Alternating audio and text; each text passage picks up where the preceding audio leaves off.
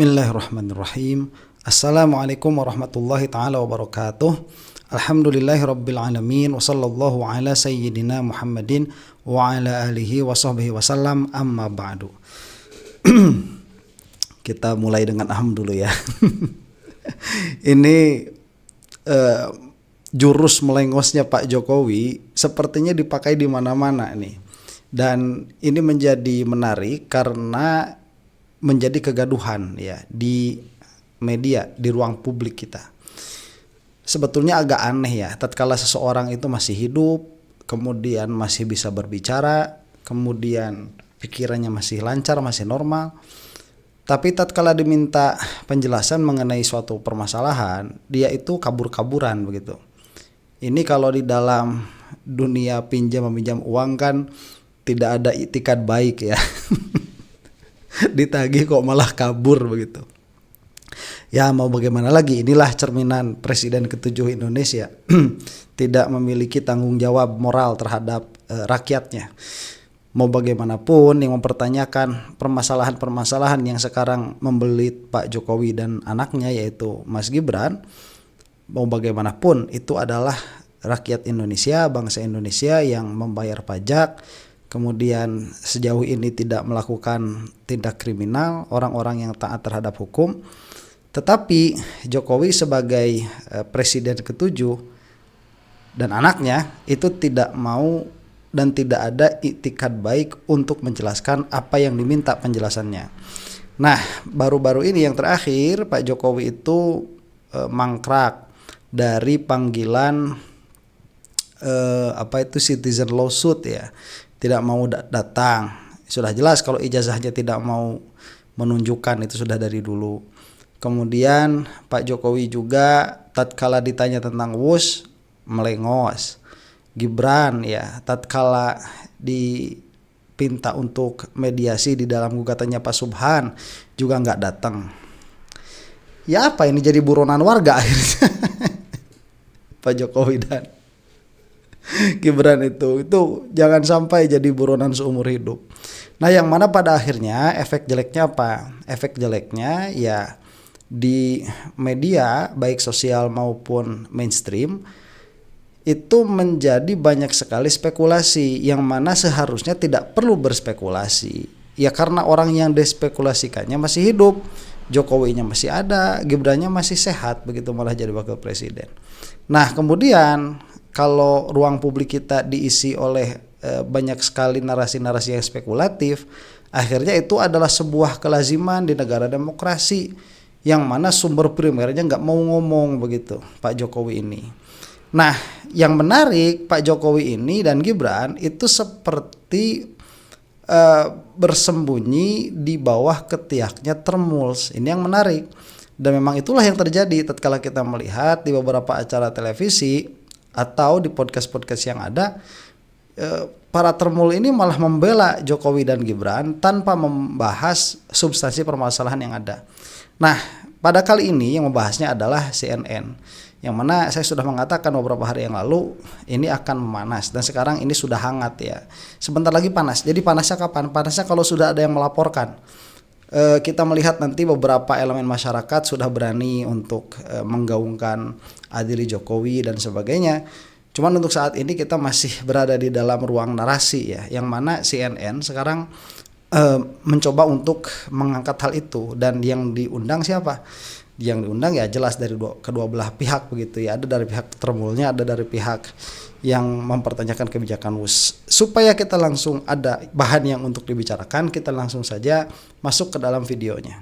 Selamat malam. Proyek mercusuar era pemerintahan Joko Widodo kereta cepat Jakarta-Bandung atau WUS kini didera polemik. Beban utang kini membengkak hingga 116 triliun rupiah.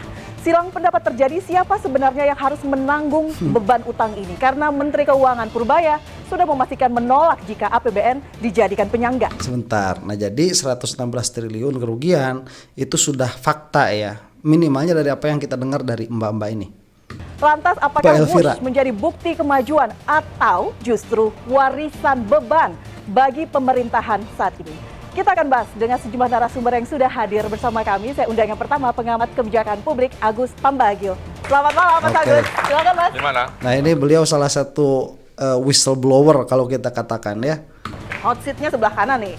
Saya undang Ketua Bidang Politik DPP Partai Solidaritas Indonesia, Bestari Barus. Selamat malam Pak Tadi saya Barus ya. ledekin ini. Baru nih, logo dan bajunya baru nih, masih fresh. PS itu partai apa? Sosial ya? Partai Sosial Indonesia ya? Baru, bajunya baru, logonya baru. Siap. Silakan Pak Bestari, selamat datang.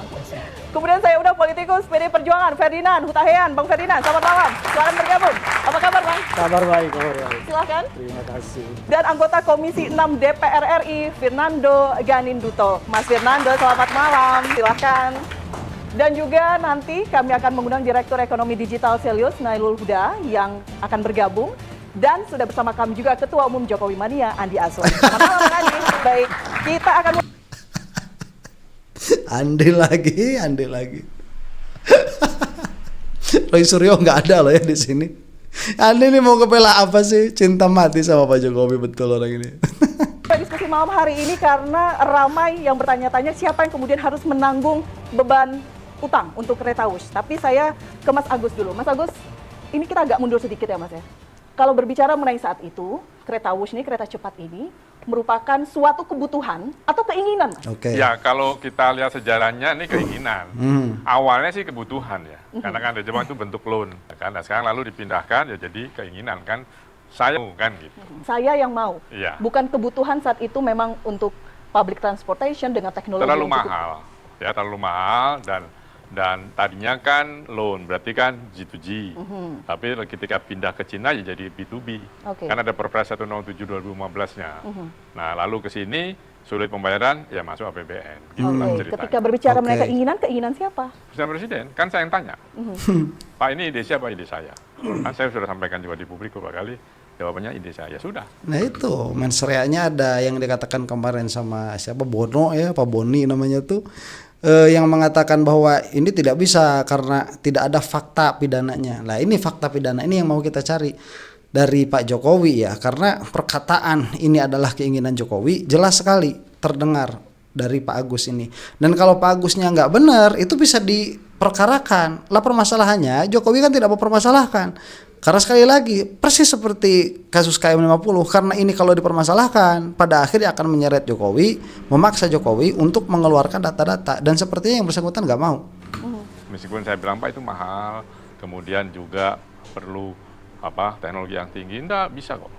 Saya sudah bicara dengan Xi Jinping, ya sudah. Kan di berbagai media Mas Agus sudah menyatakan ya waktu itu diundang. Sebentar ya, itu saya sudah berbicara dengan Xi Jinping. Nah inilah yang harus patut dicurigai, bukan dicurigai, yang menjadi kekhawatiran ada intervensi bagi kedaulatan bangsa Indonesia.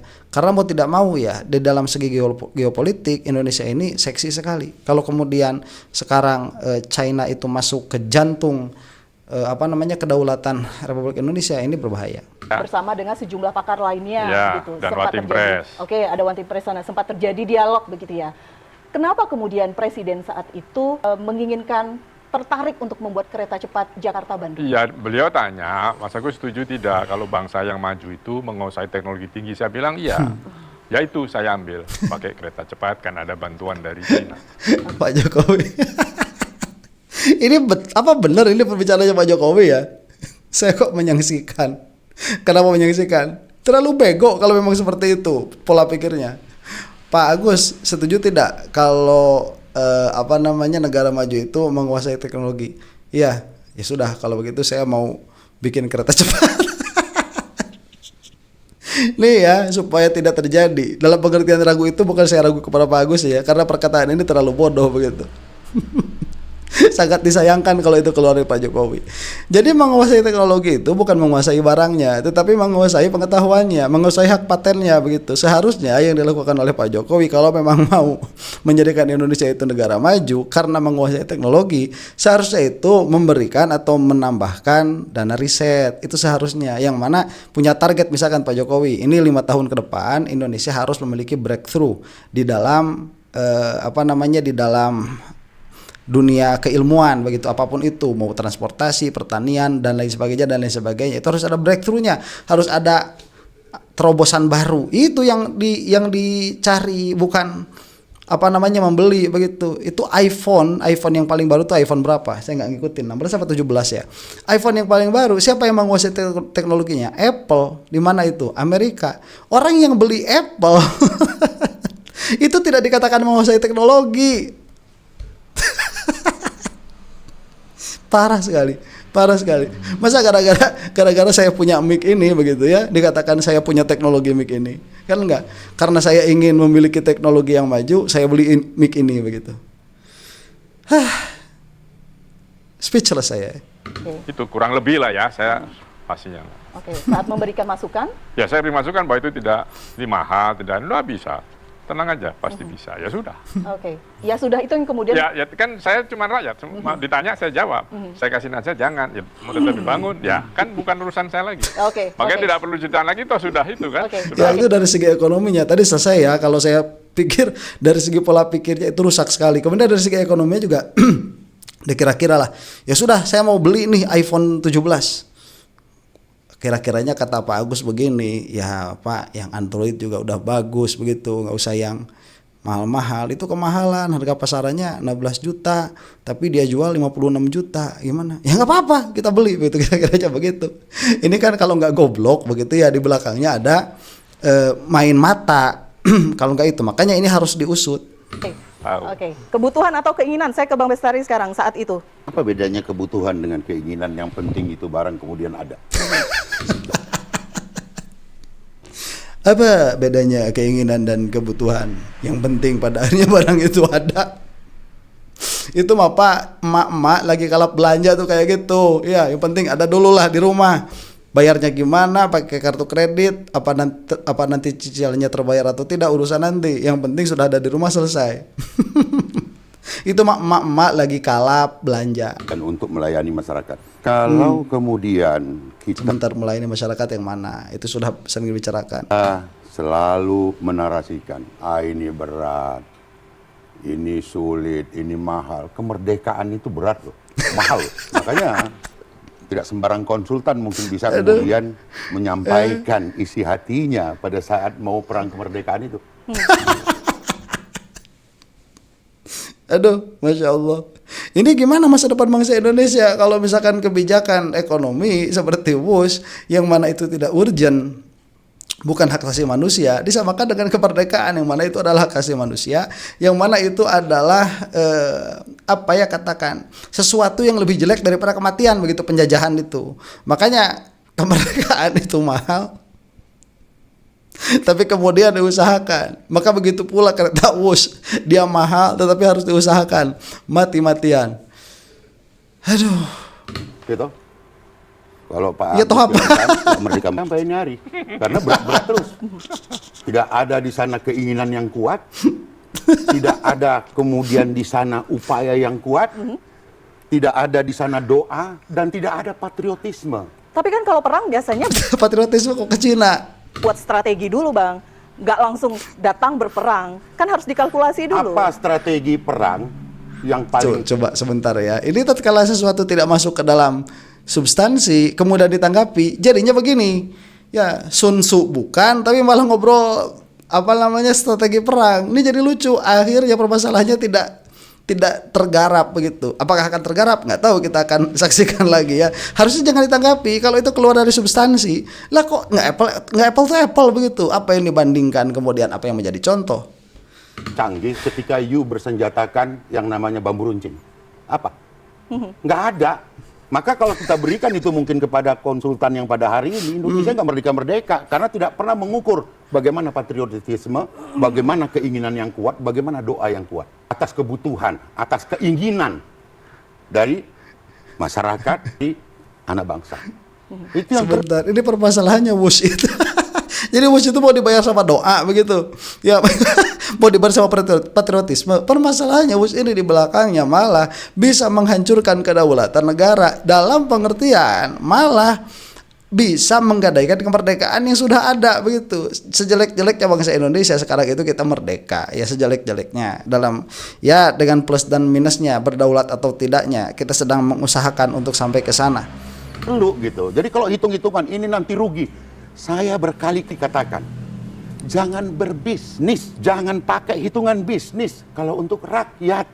Tapi di mana tempat selalu diulang ini rugi.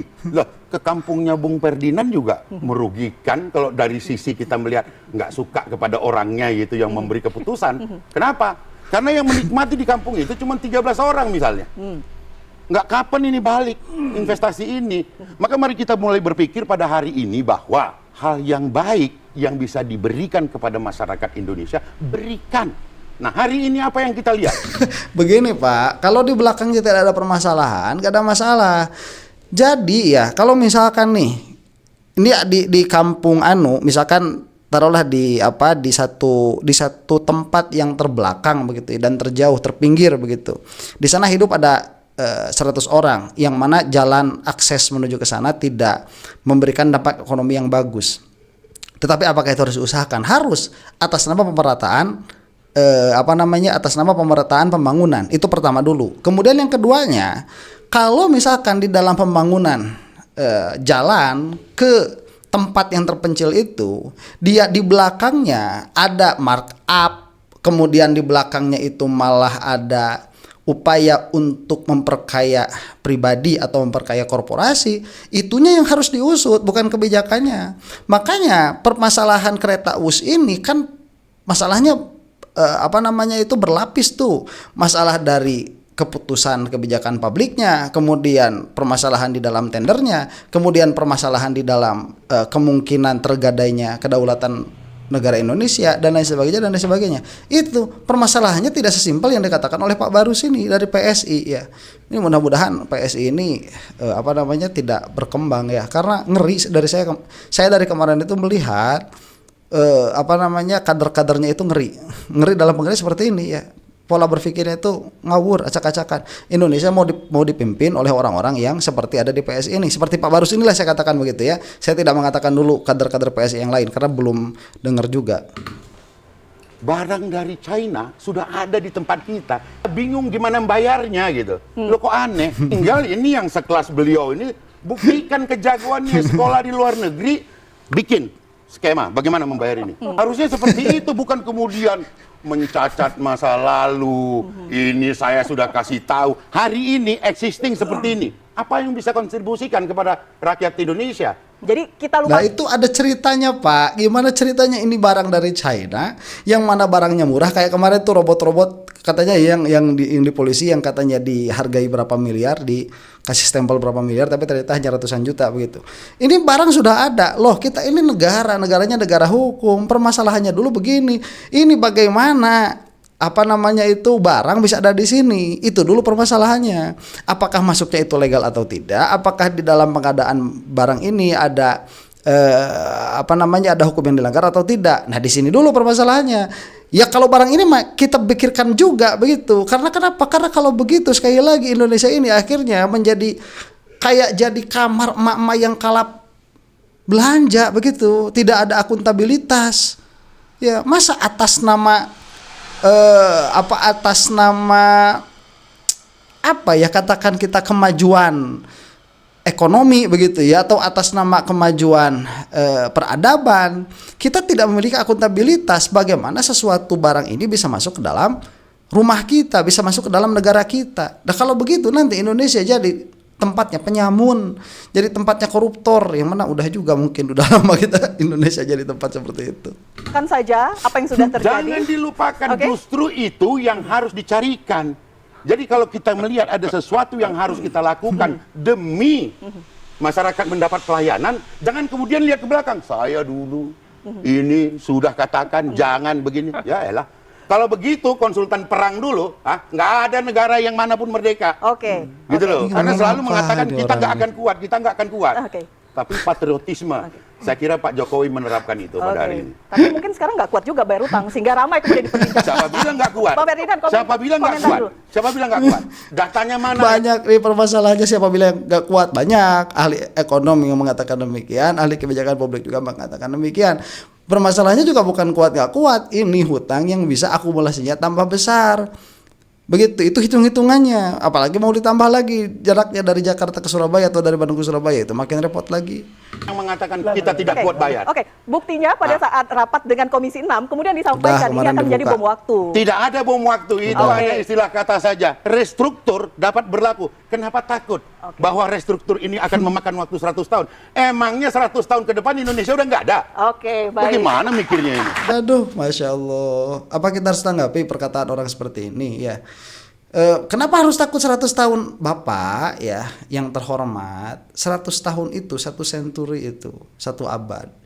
Kemudian ya, permasalahannya di sini. Apabila ini tidak dipermasalahkan, bisa jadi besok lusa ada wus-wus yang lain dengan skema yang sama, dengan kerugian yang sama. Yang mana kalau misalkan pola berpikir seperti ini dipakai, mereka akan mengatakan terus demikian. Ini terus bisa direstrukturisasi, 100 tahun itu jangka yang pendek, nanti 200 tahun, 300 tahun nggak ada masalah. Orang-orang lain nanti sudah pakai kereta cepat 3 generasi, 4 generasi, 5 generasi lebih tinggi daripada yang Indonesia. Yang di Indonesia kebagian sampah mereka. Yang di Indonesia pada akhirnya nggak bakalan bisa ngejar mereka. Ini perbudakan jenis baru, Bapak, di dalam segi ilmu pengetahuan dan di dalam segi apa namanya itu kemajuan peradaban. Pada akhirnya Indonesia tidak akan menjadi negara maju karena Indonesia memiliki patokan negara maju yang ada sekarang. Yang lain sudah pakai patokan negara maju yang ada 100 tahun yang akan datang kalau kita ngomongin 100 tahun begitu. Makanya jalan yang paling benar seharusnya ya, ini orang nggak cukup kalau cuma punya mimpi, itu harus punya strategi. Kalau kita misalkan mau apa namanya itu memiliki loud voice ya, perkataan nyaring di dalam peradaban, yang harus dibangun adalah mengejar mereka dari segi pengetahuannya dulu, dari segi patennya dulu, itu yang harus ada. Makanya kita sekarang silent dulu kalau mau. Oke, orang lain misalkan punya kereta cepat nggak jadi masalah untuk saat ini, tetapi kita berpikir bagaimana 5-10 tahun ke depan kita memiliki teknologi yang lebih jauh daripada itu. Minimalnya dari segi apa? Dari segi patennya dulu, itu yang harus ada ya. Dan saya rasa ya, kalau orang-orang yang memang sering bergaul dengan berbagai macam lapisan orang Indonesia itu cerdas, memiliki kapasitas untuk itu ya, Indonesia ini. Cuman apakah itu pernah ada political will ke sana? Enggak. Kenapa? Ya karena pola pikirnya pemimpinnya Jokowi, pola pikir Jokowi, pola pikir politikusnya, pola pikir Pak Barus ini, itu yang jadi masalah. Berarti beban utangnya mungkin 100 tahun begitu ya. Ya, Jangan kenapa? takut karena ini perang begitu. Bang Ferdinand. Ya, terima kasih Mbak Elvira. Saya hampir tersedak tadi mendengar pernyataan Bang Bestari ini. Saya ngeri Betul kalau itu. Kok pemikiran Barus? seperti ini Ya Barus Bestari ya kalau nggak salah. mengurus negara. Nah, Saya nggak takut. Gini, Nah, Ya, betul. jangan gini. Anda silakan sampaikan. Ya, ini saya Tidak mau usah sampaikan. kritisi yang apa saya sampaikan gitu. Justru ini Ya. saya mau sampaikan. Bang Apa? Bestari dengar aja. Yang Ya, pertama kita saya dengar. berbicara tentang kereta cepat Indonesia. Saya mau menyampaikan bahwa memang sejak awal kereta cepat Indonesia ini sudah gagal nalar. Kenapa gagal nalar? Karena memang proyek ini adalah hasrat ambisius yang tidak dikalkulasi soal kemampuan membayar. Ini utang bukan pinjaman gratis. Kalau kita melihat biaya yang dikeluarkan untuk membangun kereta cepat Indonesia ini sampai 120 triliun. Dengan ekspektasi bahwa kereta cepat ini akan beroperasi normal, pendapatannya 100% dari kursi yang tersedia. Ternyata sekarang semua analisis itu kan tidak sesuai dengan ekspektasi. Itu yang pertama. Yang kedua bahwa gagasan Sebentar ya, dan ekspektasi itu juga sudah tidak sesuai dengan perhitungan. Itu permasalahannya dari awal. Jadi ekspektasinya ada, perhitungannya sudah ada. Ekspektasi ini dengan perhitungan nggak masuk, nggak match begitu, nggak visible.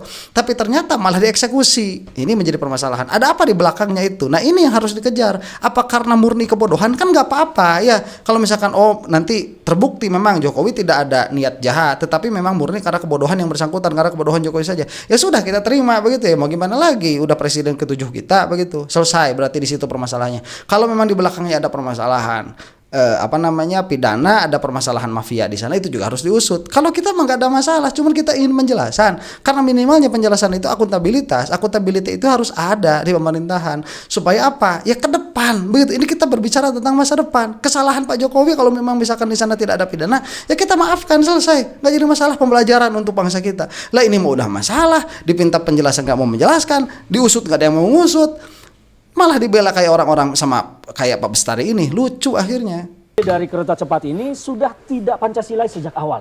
Karena kalau kita bicara Oke, tentang saya membangun setuju Indonesia itu. dengan konsep Pancasila dan konstitusi Undang-Undang 45 Dan di sana, nawacita loh waktu itu. saya tidak mau memandang nawacita karena itu hanya omong aja.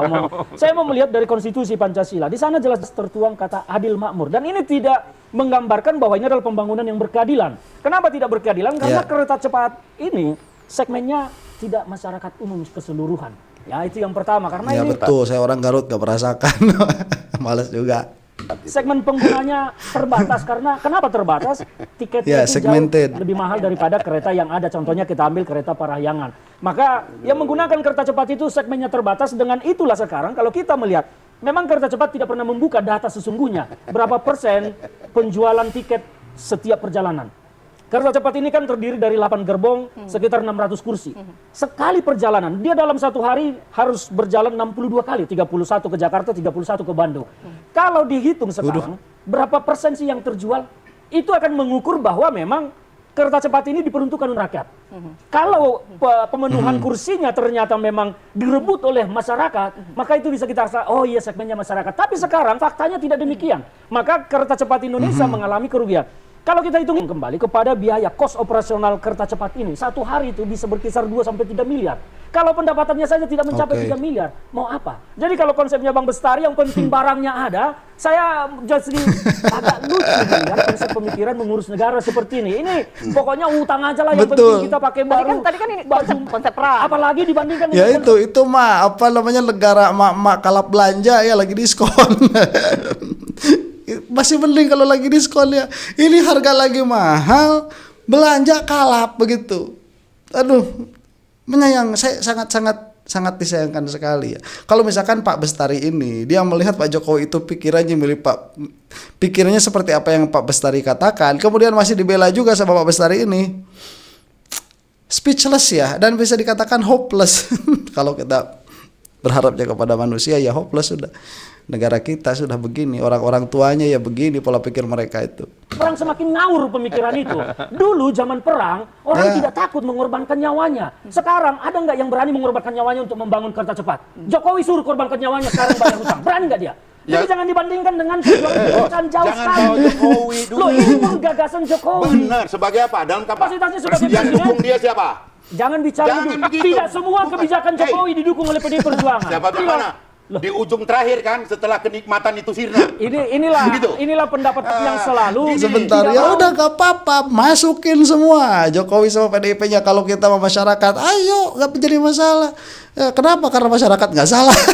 Masyarakat juga ada salahnya. Saya itu tidak andil sama sekali di dalam kereta Wus. Makanya siapapun yang terlibat di dalam kereta Wus, kalau memang di belakangnya ini ada pidana dan lain sebagainya, silahkan usut sampai tuntas begitu.